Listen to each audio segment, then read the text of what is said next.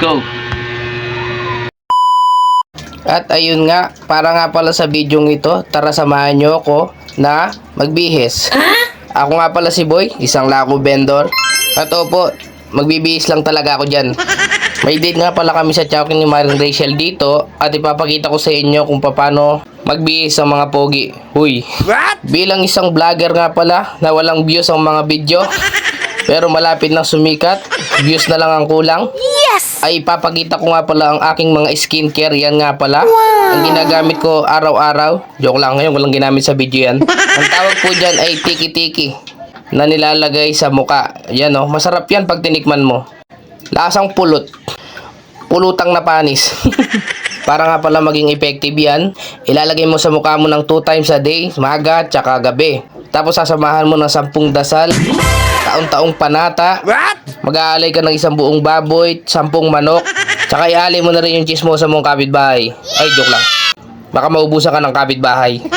At yan nga, kinuha ko na ang aking pangmalakasang polo na pamana pa ni Lolo.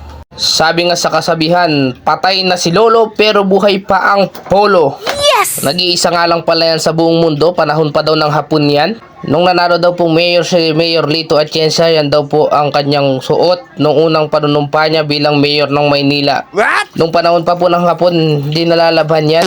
Bawal pong labhan kasi po mawawala po yung kanyang anting-anting.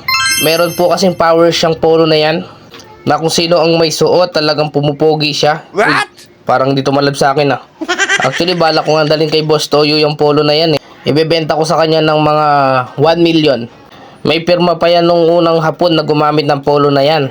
At ayan nga, sinuot ko na ang pangmalakasang relo. Panahon pa nga pala yan ni Dr. Jose Rizal. Pag suot mo nga pala yung relo na yan, para kang babalik sa unang panahon. Tapos pag may nagtanong sa'yo kung anong oras na, ang pwede mo lang sagot ay maga pa o gabi na. Yun lang ang pwedeng isagot dyan. Yun lang ang nakikita ng relo na yan. O diba, nagbihis lang ako sa sobrang init ng panahon, kakaligo ko lang dyan. Nagpapawas na agad yung batal ko. Pero tinan mo naman yung bigote, o sa bigote ko na lang. At ayan nga, ready na tayong umalis kasama si Maring Rachel. Estimato, Encantadia.